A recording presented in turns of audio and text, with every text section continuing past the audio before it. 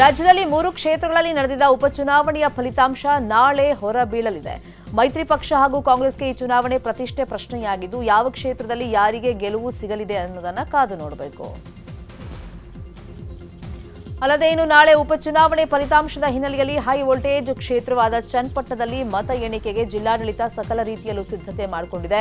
ಈ ಬಗ್ಗೆ ಜಿಲ್ಲಾಧಿಕಾರಿ ಯಶವಂತ್ ವಿ ಗುರುಕರ್ ಮಾಹಿತಿ ಕೊಟ್ಟಿದ್ದು, ರಾಮನಗರದ ಸರ್ಕಾರಿ ಎಂಜಿನಿಯರಿಂಗ್ ಕಾಲೇಜಿನಲ್ಲಿ ಮತ ಎಣಿಕೆ ಕಾರ್ಯ ನಡೆಯಲಿದೆ. ನಾಳೆ ಬೆಳಗ್ಗೆ 6:00ವರೆಗೆ ಸ್ಟ್ರಾಂಗ್ ರೂಮ್ ಓಪನ್ ಆಗಲಿದ್ದು 7:00ವರೆಗೆ ಮತ ಎಣಿಕೆ ಆರಂಭ ಆಗಲಿದೆ ಅಂತ ಹೇಳಿದ್ದಾರೆ.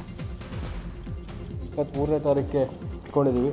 ಗೌರ್ಮೆಂಟ್ ಇಂಜಿನಿಯರಿಂಗ್ ಕಾಲೇಜ್ ರಾಮನಗರಲ್ಲಿ 3 ಹಾಲಲ್ಲಿ ನಡೆಸ್ತಾ ಇದ್ದೀವಿ. 2 ಹಾಲಲ್ಲಿ EVMs, 1 ಹಾಲಲ್ಲಿ postal ballot. 2 recognised registered parties ಇರೋ ಅವ್ರಿಗೆ ನಾವು ಏಜೆಂಟ್ಗಳಿಗೆ ಕಂಪಲ್ಸರಿ ಪಾಸ್ ಕೊಟ್ಟಿದ್ದೀವಿ ಪ್ರತಿಯೊಂದು ಟೇಬಲ್ಗೆ. ಯಾರ್ಯಾರು ಇಂಡಿಪೆಂಡೆಂಟ್ಸು ಮತ್ತು ಬೇರೆ ಪಕ್ಷದವರು ಅನ್ರಿಜಿಸ್ಟರ್ಡ್ ಇದ್ದಾರೆ ಅವರಿಗೆ ರೊಟೇಷನ್ ಬೇಸಿಸ್ ಮೇಲೆ ಪಾಸ್ಗಳನ್ನು ಕೊಟ್ಟಿದ್ದೀವಿ. ಟೋಟಲಿ ಕೌಂಟಿಂಗ್ ಸ್ಟಾಫ್ 69 ಜನ ಇರ್ತಾರೆ, ಏಜೆಂಟ್ಸು 250 ಜನ. ಇದು ಕೌಂಟಿಂಗಿಗೆ ರಿಲೇಟೆಡ್ ಮಾಹಿತಿ. ಇಷ್ಟು ಹೇಳೋಕ್ಕೆ 3 ಟೈರ್ ಸೆಕ್ಯೂರಿಟಿ ಇರ್ತದೆ. ಜಿಲ್ಲೆ ಪೂರ್ತಿ 144 ಸೆಕ್ಷನ್ ಇರ್ತದೆ ಅವತ್ತು. ಸೊ ಯಾರೇ ಗೆಲ್ಲಿ ಸೋಲ್ಲಿ ಸಂಭ್ರಮಾಚರಣೆ ಅಥವಾ ಏನೇ ಐದರ್ ವೇ ಲಿಮಿಟ್ಸಲ್ಲಿ ಅವ್ರು ಮಾಡಲಿ. ಬೆಳಗ್ಗೆ 7:00ವರೆಗೆ ನಾವು ಪೋಸ್ಟಲ್ ಬ್ಯಾಲೆಟ್ ಶುರು ಮಾಡ್ತೀವಿ, 8 ಗಂಟೆಗೆ EVM ಶುರು ಮಾಡ್ತೀವಿ. ಸ್ಟ್ರಾಂಗ್ ರೂಮ್ ಓಪನ್ ಬೆಳಗ್ಗೆ 6:45ಗೆ. ಪೊಲಿಟಿಕಲ್ ಪಾರ್ಟಿ ಅವರ ಬಿಪಿಎಲ್ ಕಾರ್ಡ್ ರದ್ದತಿ ಬಗ್ಗೆ ದೆಹಲಿಯಲ್ಲಿ ಸಿಎಂ ಸಿದ್ದರಾಮಯ್ಯ ಮಾತನಾಡಿದ್ದು, ಬಿಜೆಪಿಯವರು ರಾಜಕೀಯಕ್ಕಾಗಿ ಚರ್ಚೆ ಮಾಡ್ತಿದ್ದಾರೆ. ಬಿಜೆಪಿಯವರಿಗೆ ಯಾವ ನೈತಿಕತೆ ಇದೆ ಈಗ ಮಾತನಾಡೋದಕ್ಕೆ? 7 ಕೆಜಿ ಅಕ್ಕಿ ಕೊಟ್ಟಿದ್ದು ಕಾಂಗ್ರೆಸ್ ಸರ್ಕಾರ, ಯಡಿಯೂರಪ್ಪ ಸರ್ಕಾರ ಅದನ್ನು 5 ಕೆಜಿಗೆ ಇಳಿಸಿತ್ತು. ನಾವು 5 ಗ್ಯಾರಂಟಿ ಸ್ಕೀಮ್ ಮಾಡಿದ್ದೇವೆ. ಬಿಜೆಪಿ ಅಧಿಕಾರದಲ್ಲಿರುವ ರಾಜ್ಯದಲ್ಲಿ ಮಾಡಿದ್ದಾರಾ? ಬಿಜೆಪಿ ಬಡವರ ವಿರೋಧಿಯಾಗಿದೆ. ಬಸ್ನಲ್ಲಿ ಎಲ್ಲ ಮಹಿಳೆಯರು ಉಚಿತವಾಗಿ ಪ್ರಯಾಣವನ್ನು ಮಾಡ್ತಾ ಇದ್ದಾರೆ. ಜಾತಿ ಧರ್ಮ ಬಿಟ್ಟು ಎಲ್ಲರೂ ಪ್ರಯಾಣಿಸ್ತಿದ್ದಾರೆ ಅಂತ ಹೇಳಿದ್ದಾರೆ. ಕರ್ನಾಟಕದಲ್ಲಿ ಫ್ರೀ 5 ಕೆಜಿ ಅಕ್ಕಿ 7 ಕೆಜಿ ಅಕ್ಕಿಯನ್ನು ಫ್ರೀಯಾಗಿ ಕೊಡೋಕೆ ಯಾರು ಮಾಡಿದ್ದು? ಯಾರ್ರೀ? 7 ಕೆಜಿ ಅಕ್ಕಿ ಕೊಡಲಿಕ್ಕೆ ಫ್ರೀಯಾಗಿ ಕೊಡಬೇಕು ಅಂತ ಮಾಡಿದ್ದು ಸಿದ್ದರಾಮಯ್ಯನ ಸರ್ಕಾರ. ಅದನ್ನ 7 ಕೆಜಿಯಿಂದ 5 ಕೆಜಿಗಳು ಇಷ್ಟವ್ರು ಯಾರು? 7 ಕೆಜಿಯಿಂದ 5 ಕೆಜಿಗಳು ಇಷ್ಟವ್ರು ಯಾರು? Mr. Yediyurappa.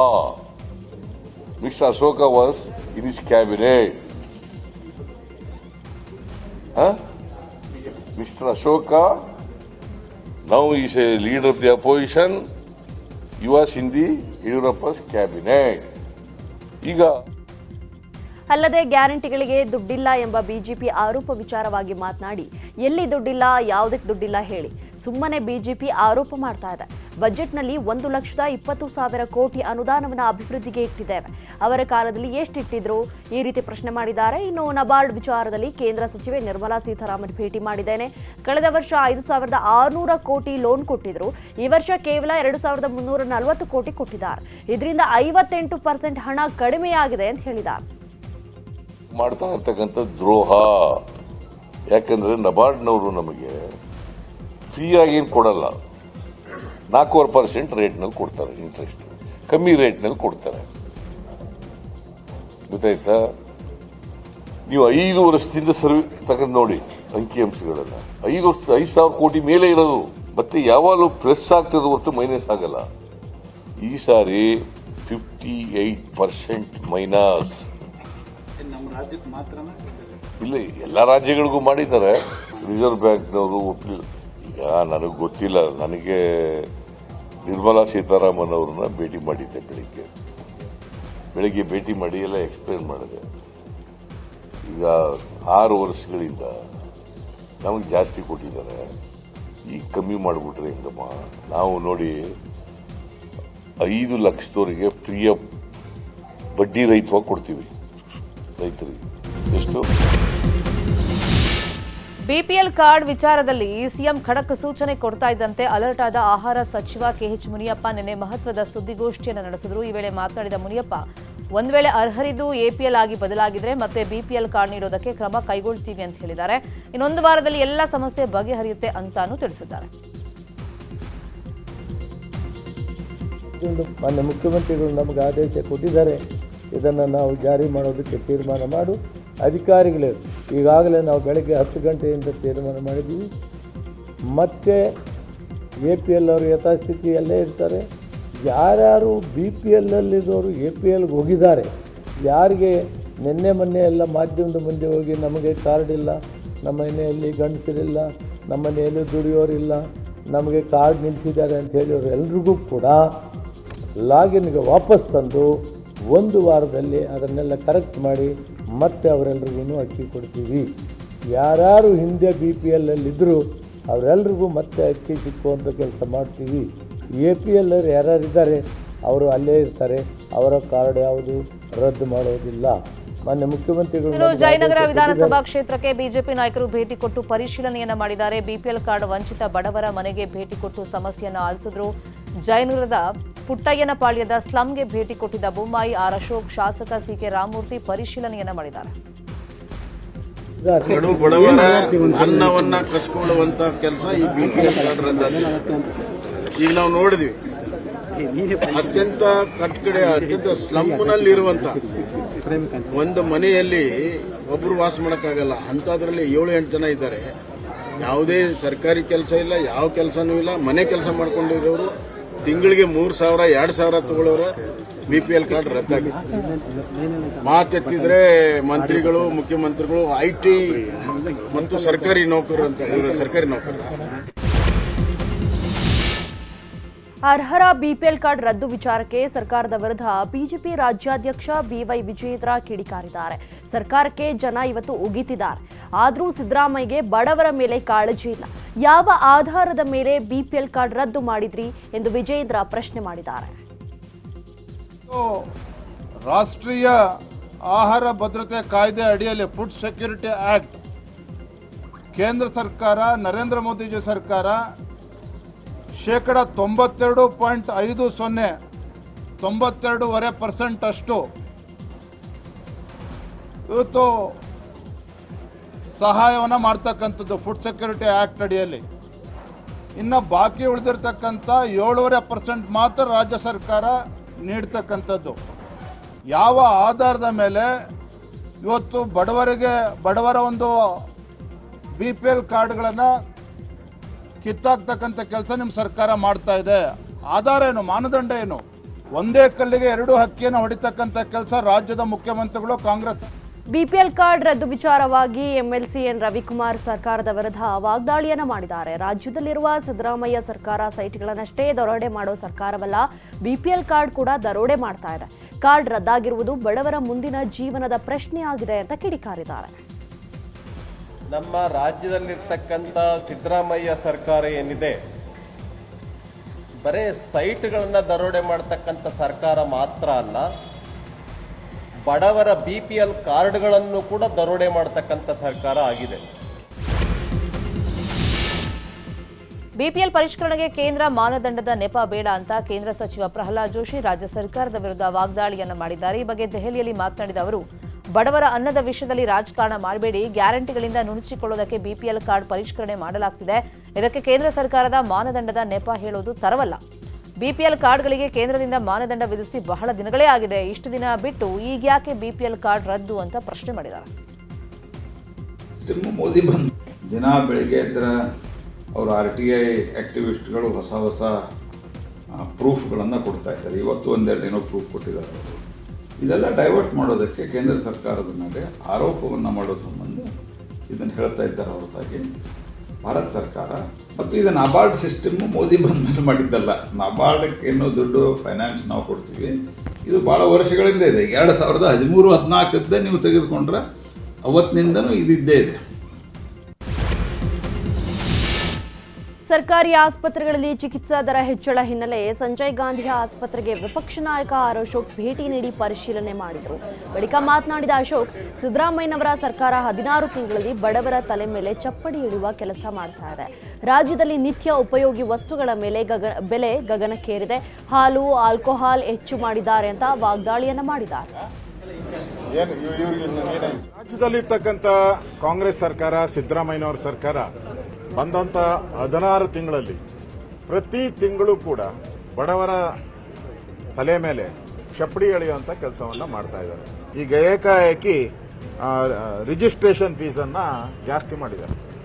30 ರೂಪಾಯಿ ಮಾಡಿದ್ದಾರೆ ರಿಜಿಸ್ಟ್ರೇಷನ್ ಫೀಸ್. ಒಂದು ಸರಿ ರಿಜಿಸ್ಟರ್ ಮಾಡಿದ್ರೆ 30 ರೂಪಾಯಿ ನೀವು ಯಾರೇ ಆದ್ರೂ ದುಡ್ಡು ಕಟ್ಟಬೇಕು. ಆಮೇಲೆ ನೀವು ಮತ್ತೆ ಇನ್ನೊಂದು ಸರಿ ನಾಳೆ ಮಾರನೇ ದಿನ ಮತ್ತೆ ಬಂದರೆ ರಿವೈಸ್ 20 ರೂಪಾಯಿ ಕಟ್ಟಬೇಕು. ಒಂದಿನ ನೀವು ರಿಜಿಸ್ಟರ್ ಆದ್ರೆ ಆಗಲ್ಲ, ಮಾರನೇ ದಿನ ಮತ್ತೆ ಟ್ರೀಟ್ಮೆಂಟ್ ಬಂದರೆ ಮತ್ತೆ ನೀವು ದುಡ್ಡು ಕಟ್ಟಬೇಕಾಗ್ತದೆ 20. ಬಿಜೆಪಿಯಲ್ಲಿ ಬಡ ರಾಜಕೀಯ ಮುಂದುವರೆದಿದ್ದು ಕುಮಾರ್ ಬಂಗಾರಪ್ಪ ನಿವಾಸದಲ್ಲಿ ಬಿಜೆಪಿ ಅತೃಪ್ತರ ಮೀಟಿಂಗ್ ಅನ್ನು ಮಾಡಲಾಗಿದೆ. ಅರವಿಂದ ಲಿಂಬಾವಳಿ, ಪ್ರತಾಪ್ ಸಿಂಹ, ರಮೇಶ್ ಜಾರಕಿಹೊಳಿ ಭೇಟಿಯಾಗಿ ಸುಮಾರು 20 ನಿಮಿಷಗಳ ಕಾಲ ಚರ್ಚೆಯನ್ನು ಮಾಡಿದ್ದಾರೆ. ಬಳಿಕ ಬಿಜೆಪಿ ರೆಬಲ್ ನಾಯಕರ ದಂಡು ತುಮಕೂರಿನಲ್ಲಿರುವಂತಹ ಮಾಜಿ ಸಚಿವ ಬಿಸಿ ನಾಗೇಶ್ ಮನೆಗೆ ಭೇಟಿಯನ್ನು ಕೊಟ್ಟಿತು. ವಕ್ಫ್ ಹೋರಾಟಕ್ಕೆ ಪ್ರತ್ಯೇಕ ಸಭೆ ನಡೆಸಿ ವಿಜಯೇಂದ್ರಗೆ ಅತೃಪ್ತರು ಸಡ್ಡನ್ನು ಹೊಡೆದಿದ್ರು. ಇದೀಗ ಕುಮಾರ್ ಬಂಗಾರಪ್ಪ ನಿವಾಸದಲ್ಲಿ ನಡೆದಂತಹ ಸಭೆ ಬಳಿಕ ಬಿಸಿ ನಾಗೇಶ್ ಅವರನ್ನ ಭೇಟಿಯಾಗಿ ಚರ್ಚೆಯನ್ನ ಮಾಡಲಾಗಿದೆ. ಈ ಭೇಟಿ ರಾಜ್ಯ ರಾಜಕೀಯದಲ್ಲಿ ಭಾರೀ ಕುತೂಹಲ ಮೂಡಿಸಿದೆ. ತುಂಗಭದ್ರಾ ಯೋಜನೆ ಹಾಗೂ ವಿಜಯನಗರ ಕಾಲುವೆಗಳ ಸಲಹಾ ಸಮಿತಿ ಸಭೆ ಮಾಡಲಾಗಿದೆ. ಸಭೆ ವೇಳೆ ಸಚಿವರು ಹಾಗೂ ಶಾಸಕರ ನಡುವೆ ಜಟಾಪಟಿ ನಡೆದಿದೆ. ರಾಯಚೂರು ಬಿಜೆಪಿ ಶಾಸಕ ಶಿವರಾಜ್ ಪಾಟೀಲ್ ಹಾಗೂ ಸಚಿವ ಶಿವರಾಜ್ ತಂಗಡಿಗೆ ಮಧ್ಯೆ ಮಾತಿನ ಚಕಮಕಿ ನಡೆದು ಪರಸ್ಪರ ಆರೋಪ ಪ್ರತ್ಯಾರೋಪ ಮಾಡಿಕೊಂಡಿದ್ದಾರೆ. ಸಭೆ ಬಳಿಕ ಮಾತನಾಡಿದ ಸಚಿವ ಶಿವರಾಜ್ ತಂಗಡಗಿ, 2ನೇ ಬೆಳೆಗೆ ನೀರು ಕೊಡುತ್ತೇವೆ ಅಂತ ಸಿಎಂ ಹಾಗೂ ಡಿಸಿಎಂ ಹೇಳಿದ್ರು. ಅದರ ಪ್ರಕಾರ ನೀರು ಬಿಡಲು ತೀರ್ಮಾನವನ್ನ ಮಾಡಲಾಗಿದೆ. ತುಂಗಭದ್ರಾ ಎಡದಂಡೆ ಕಾಲುವೆ, ಬಲದಂಡೆ ಕಾಲುವೆ, ಎಡದಂಡೆ ವಿಜಯನಗರ ಕಾಲುವೆ, ರಾಯಬಸಣ್ಣ ಕಾಲುವೆ, ಕೆಳಮಟ್ಟದ ಕಾಲುವೆ, ಮೇಲ್ಮಟ್ಟದ ಕಾಲುವೆಯಲ್ಲಿ ನೀರು ಬಿಡಲು ನಿರ್ಧಾರವನ್ನ ಮಾಡಿದ್ದೇವೆ. ನಿಗದಿತ ದಿನಾಂಕಗಳಂದು ಎಲ್ಲಾ ಕಾಲುವೆಗಳಲ್ಲಿ ನೀರು ಬಿಡುತ್ತೇವೆ ಅಂತ ಹೇಳಿದ್ದಾರೆ. ಎಡದಂಡೆ ಮುಖ್ಯ ಕಾಲುವೆಗೆ ಡಿಸೆಂಬರು 1-12-2024ರಿಂದ 15-12-2023 24ರವರೆಗೆ 2,000 ಕ್ಯೂಸೆಕ್ಸ್ನಂತೆ ನೀರು ಬಿಡಬೇಕು ಅಂತ ಹೇಳ್ತಾರೆ.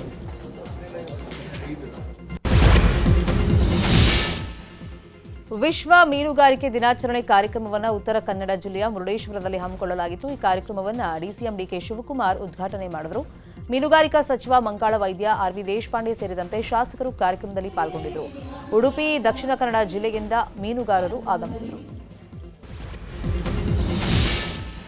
ಲೋಕಾಯುಕ್ತ ಅಧಿಕಾರಿಗಳಿಂದ ಭರ್ಜರಿ ಕಾರ್ಯಾಚರಣೆ ಮಾಡಲಾಗಿದ್ದು 4 ಅಧಿಕಾರಿಗಳಿಗೆ ಸೇರಿದ 22 ಕಡೆ ದಾಳಿಯನ್ನ ಮಾಡಿ ಪರಿಶೀಲನೆ ಮಾಡಿದ್ದಾರೆ.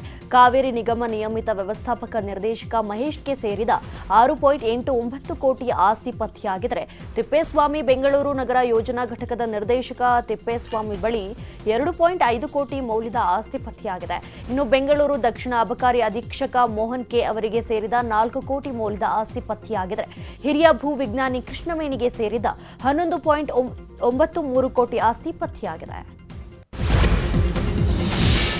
ರೇಣುಕಾಸ್ವಾಮಿ ಕೊಲೆ ಕೇಸಲ್ಲಿ ನಟ ದರ್ಶನ್ ಹಾಗೂ ಪವಿತ್ರ ಗೌಡಗೆ ಜೈಲೇ ಗಟ್ಟಿಯಾಗಿದೆ. ಆದರೆ ದರ್ಶನ್ ಮಧ್ಯಂತರ ಜಾಮೀನು ಪಡೆದಿರುವಂತಹ ಹಿನ್ನೆಲೆಯಲ್ಲಿ ಆಸ್ಪತ್ರೆಯಲ್ಲಿ ಚಿಕಿತ್ಸೆ ಪಡೆದುಕೊಳ್ತಾ ಇದ್ದಾರೆ. ನಿನ್ನೆ ದರ್ಶನ್ ಹಾಗೂ ಪವಿತ್ರ ಗೌಡ ಅವರ ರೆಗ್ಯುಲರ್ ಜಾಮೀನು ಅರ್ಜಿ ವಿಚಾರಣೆ ನಡೆಯಿತು. ವಿಚಾರಣೆ ನಡೆಸಿದ ಜಡ್ಜ್ ಮುಂದಿನ ವಿಚಾರಣೆಯನ್ನ ನವೆಂಬರ್ 26ಕ್ಕೆ ಮುಂದೂಡಿಕೆ ಮಾಡಿದರು.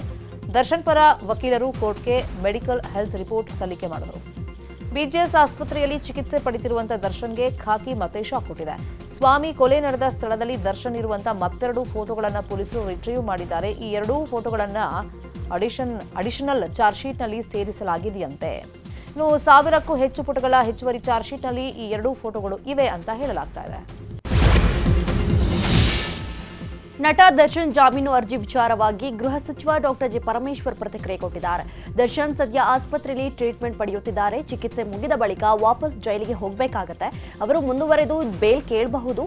ನಾವು ಕೊಡಬಾರ್ದು ಅಂತ ಸುಪ್ರೀಂ ಕೋರ್ಟ್ಗೆ ಅರ್ಜಿ ಹಾಕ್ತೀವಿ ಅಂತ ಹೇಳಿದ್ರು.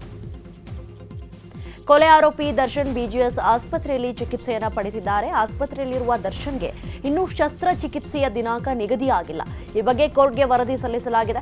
ಮೆಡಿಕಲ್ ಹೆಲ್ತ್ ರಿಪೋರ್ಟ್ನಲ್ಲಿ ಶಸ್ತ್ರಚಿಕಿತ್ಸೆಗೆ ನಾವು ತಯಾರಿ ನಡೆಸುತ್ತಿದ್ದೇವೆ ಅಂತ ಹೇಳಿದ್ದು, ಯಾವಾಗ ಸರ್ಜರಿ ಅನ್ನೋದನ್ನ ಉಲ್ಲೇಖ ಮಾಡಿಲ್ಲ.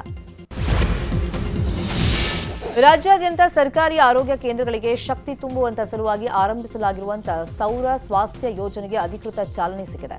ಆರೋಗ್ಯ ಸೌಧದಲ್ಲಿ ನಡೆದಂತಹ ಕಾರ್ಯಕ್ರಮದಲ್ಲಿ ಸಚಿವ ದಿನೇಶ್ ಗುಂಡೂರಾವ್ ಸೆಲ್ಕೋ ಕಂಪನಿಯ ಪ್ರತಿನಿಧಿಗಳೊಂದಿಗೆ ಒಪ್ಪಂದ ಪತ್ರಗಳನ್ನು ವಿನಿಮಯ ಮಾಡಿಕೊಳ್ಳುವ ಮೂಲಕ ಯೋಜನೆಗೆ ಚಾಲನೆಯನ್ನು ಕೊಟ್ಟರು. ರಾಜ್ಯಾದ್ಯಂತ ಇರುವಂತಹ ಸರ್ಕಾರಿ ಆರೋಗ್ಯ ಕೇಂದ್ರಗಳಿಗೆ ಈ ಯೋಜನೆಯ ಮೂಲಕ ಸೌರಶಕ್ತಿಯ ಬಲ ಒದಗಲಿದೆ. 2026ರ ವೇಳೆಗೆ ಎಲ್ಲ ಆರೋಗ್ಯ ಕೇಂದ್ರ ಸೇರಿದಂತೆ ಒಟ್ಟು 5,000 ಆರೋಗ್ಯ ಕೇಂದ್ರಗಳಿಗೆ ಸೌರಶಕ್ತಿ ಅಳವಡಿಕೆಯ ಗುರಿಯನ್ನ ಇದು ಹೊಂದಿದೆ.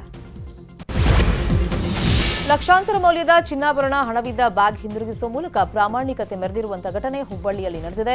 ಬಸ್ನಲ್ಲಿ ಪ್ರಯಾಣಿಕರು ಬಿಟ್ಟು ಹೋಗಿದ್ದ ಲಕ್ಷಾಂತರ ಮೌಲ್ಯದ ಚಿನ್ನ, ಬೆಳ್ಳಿ ಒಡವೆ ಇದ್ದ ಬ್ಯಾಗ್ ಅನ್ನು ವಾರಸುದಾರರಿಗೆ ಹಿಂದಿರುಗಿಸುವ ಮೂಲಕ ವಾಯವ್ಯ ಕರ್ನಾಟಕ ರಸ್ತೆ ಸಾರಿಗೆ ಸಂಸ್ಥೆಯ ಚಾಲಕ ಹಾಗೂ ನಿರ್ವಾಹಕರು ಪ್ರಾಮಾಣಿಕತೆಯನ್ನು ಮೆರೆದಿದ್ದಾರೆ. ಬ್ಯಾಗ್ನಲ್ಲಿದ್ದ ಆಧಾರ್ ಕಾರ್ಡ್ನಲ್ಲಿರುವಂತಹ ದೂರವಾಣಿ ಸಂಖ್ಯೆ ಮೂಲಕ ವಾರಸುದಾರರನ್ನು ಸಂಪರ್ಕಿಸಿ ಹಿರಿಯ ಅಧಿಕಾರಿಗಳ ಸಮಕ್ಷಮದಲ್ಲಿ ಬ್ಯಾಗ್ ಅನ್ನು ಹಿಂದಿರುಗಿಸಲಾಗಿದೆ. ಕೋಲಾರ ತಾಲೂಕಿನ ಪುರಾಣ ಪ್ರಸಿದ್ಧ ಸೀತಿ ಭೈರವೇಶ್ವರ ದೇಗುಲದ ಹುಂಡಿ ಎಣಿಕೆ ಮಾಡಲಾಗಿದ್ದು 4 ತಿಂಗಳಲ್ಲಿ 27 ಲಕ್ಷ ಕಾಣಿಕೆ ಸಂಗ್ರಹವಾಗಿದೆ. ಎಣಿಕಾ ಕಾರ್ಯದಲ್ಲಿ ಮುಜರಾಯಿ ಇಲಾಖೆ ತಹಶೀಲ್ದಾರ್ ಸುಜಾತ ಹಾಗೂ ದೇಗುಲ ಸಿಬ್ಬಂದಿ ಹಾಗೂ ಗ್ರಾಮಸ್ಥರು ಭಾಗಿಯಾಗಿದ್ದರು. ದೇಗುಲಕ್ಕೆ ಬೆಂಗಳೂರು, ಚಿಕ್ಕಬಳ್ಳಾಪುರ, ದೊಡ್ಡಬಳ್ಳಾಪುರ ಹಾಗೂ ಕೋಲಾರ ಜಿಲ್ಲೆಯ ವಿವಿಧೆಡೆಯಿಂದ ನಿತ್ಯ ಸಾವಿರಾರು ಸಂಖ್ಯೆಯಲ್ಲಿ ಭಕ್ತರು ಆಗಮಿಸ್ತಾ ಇದ್ದು ವಾರ್ಷಿಕವಾಗಿ 1 ಕೋಟಿಗೂ ಅಧಿಕ ಕಾಣಿಕೆ ಹುಂಡಿಯಲ್ಲಿ ಸಂಗ್ರಹವಾಗ್ತಾ ಇದೆ. ಉಡುಪಿ ಜಿಲ್ಲಾಧಿಕಾರಿ ಡಾಕ್ಟರ್ ಕೆ ವಿದ್ಯಾಕುಮಾರಿ ಹೆಸರಲ್ಲಿ ನಕಲಿ ಫೇಸ್ಬುಕ್ ಖಾತೆಯನ್ನು ತೆರೆಯಲಾಗಿದ್ದು ಈ ಬಗ್ಗೆ ಸೆನ್ ಪೊಲೀಸ್ ಠಾಣೆಯಲ್ಲಿ ದೂರು ದಾಖಲು ಮಾಡಿದ್ದಾರೆ. ಈ ಬಗ್ಗೆ ಹೇಳಿಕೆ ಬಿಡುಗಡೆ ಮಾಡಿರುವಂತಹ ಡಿಸಿ, ಫೇಸ್ಬುಕ್ ಸಾಮಾಜಿಕ ಜಾಲತಾಣದಲ್ಲಿ ನನ್ನ ಫೋಟೋ ದುರ್ಬಳಕೆ ಮಾಡಿಕೊಂಡು ನಕಲಿ ಫೇಸ್ಬುಕ್ ಖಾತೆ ಓಪನ್ ಮಾಡಲಾಗಿದೆ. ಅಲ್ಲದೆ ಫ್ರೆಂಡ್ ರಿಕ್ವೆಸ್ಟ್ ಕಳಿಸಿ ಹಣಕ್ಕಾಗಿ ಬೇಡಿಕೆ ಇಟ್ಟಿದ್ದಾರೆ. ಇಂತಹ ಸಂದೇಶಗಳಿಗೆ ಸ್ಪಂದಿಸದೆ ಸಂಬಂಧಪಟ್ಟ ಸ್ಥಳೀಯ ಪೊಲೀಸ್ ಠಾಣೆಗೆ ದೂರು ನೀಡುವಂತೆ ಕೋರಿದ್ದಾರೆ.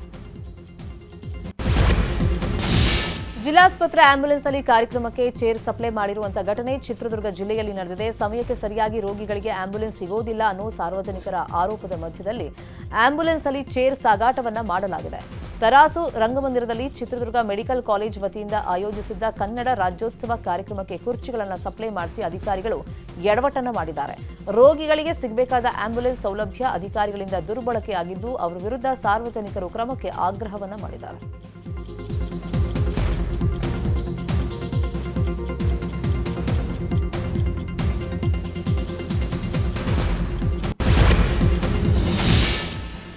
ನಕಲಿ ದಾಖಲೆ ಸೃಷ್ಟಿಸಿ ಬ್ಯಾಂಕ್ಗೆ 4 ಕೋಟಿ ವಂಚನೆ ಆರೋಪ ಕೋಲಾರದ ಕೆಜಿಎಫ್ನಲ್ಲಿ ಕೇಳಿಬಂದಿದೆ. ಕೆಜಿಎಫ್ ನಗರಸಭೆ ಮಾಜಿ ಅಧ್ಯಕ್ಷ ದಾಸ್ ಚಿನ್ನಸಾವರಿ ಹಾಗೂ ಸಂಘಮಿತ್ರ ಎಂಬಾತರನ್ನ ಪ್ರಕರಣದಲ್ಲಿ ಬಂಧಿಸಲಾಗಿದೆ. ಬ್ಯಾಂಕ್ ಮ್ಯಾನೇಜರ್ ಜೊತೆ ಸಂಚು ರೂಪಿಸಿ ಕೋಲಾರದ ಸೆಂಟ್ರಲ್ ಬ್ಯಾಂಕ್ಗೆ 4 ಕೋಟಿ ವಂಚನೆ ಮಾಡಿದ್ದಾರೆ ಅಂತ ಕೋಲಾರದ ಸೆನ್ ಪೊಲೀಸ್ ಠಾಣೆಯಲ್ಲಿ ಕೇಸ್ ದಾಖಲಾಗಿತ್ತು. ಬಂಗಾರಪೇಟೆ ತಾಲೂಕಿನ ಐನೂರಹೊಸಹಳ್ಳಿ ಹಾಲು ಉತ್ಪಾದಕರ ಸಹಕಾರ ಸಂಘದಲ್ಲಿ ಹಾಲು ಉತ್ಪಾದಕರಿಗೆ ಸೇರಬೇಕಿದ್ದ 3.38 ಲಕ್ಷ ಹಣ ದುರುಪಯೋಗ ಆಗಿದೆ. ಪ್ರಕರಣದ ನಿಷ್ಪಕ್ಷಪಾತ ತನಿಖೆಗೆ ಒತ್ತಾಯಿಸಿ 9 ಮಂದಿ ಸಹಕಾರ ಸಂಘದ ನಿರ್ದೇಶಕರು ಸಾಮೂಹಿಕವಾಗಿ ರಾಜೀನಾಮೆ ಕೊಟ್ಟಿದ್ದಾರೆ. ಸಂಘದ ಕಾರ್ಯದರ್ಶಿ ಹಾಗೂ ಸಿಬ್ಬಂದಿ ಸೇರಿ ಸಂಘದಲ್ಲಿದ್ದ 3.38 ಲಕ್ಷ ಹಣ ದುರುಪಯೋಗ ಮಾಡಿಕೊಂಡಿದ್ದಾರೆ. ಹಾಲು ಉತ್ಪಾದಕರೇ ಅಲ್ಲದವರ ಖಾತೆಗೆ ಹಣ ವರ್ಗಾವಣೆ ಮಾಡಿರೋ ದಾಖಲೆ ಇದ್ರೂ ಕೂಡ ಅಧಿಕಾರಿಗಳು ಯಾವುದೇ ಕ್ರಮ ಜರುಗಿಸಿಲ್ಲ. ಹೀಗಾಗಿ ಸಾಮೂಹಿಕ ರಾಜೀನಾಮೆ ನೀಡಿರುವುದಾಗಿ ನಿರ್ದೇಶಕರು ತಿಳಿಸಿದ್ದಾರೆ.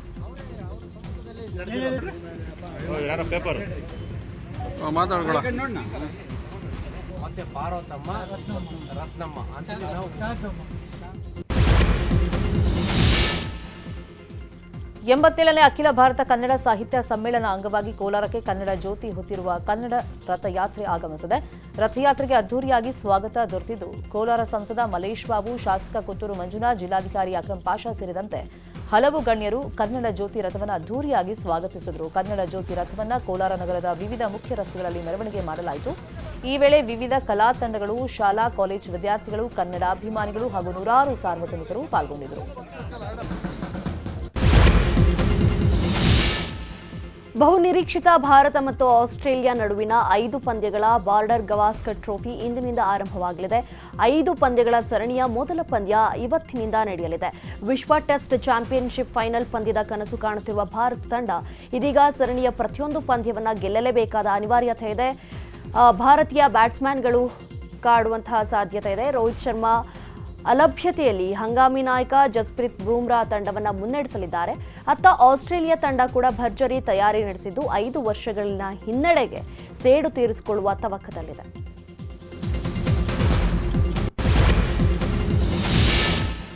ಪುಷ್ಪಾ 2 ಸಿನಿಮಾದ ಕಿಸಿಕ್ ಎಂಬ ಹಾಡಿನಲ್ಲಿ ಕನ್ನಡತಿ ಶ್ರೀಲೀಲಾ ಡ್ಯಾನ್ಸ್ ಮಾಡಿದ್ದಾರೆ.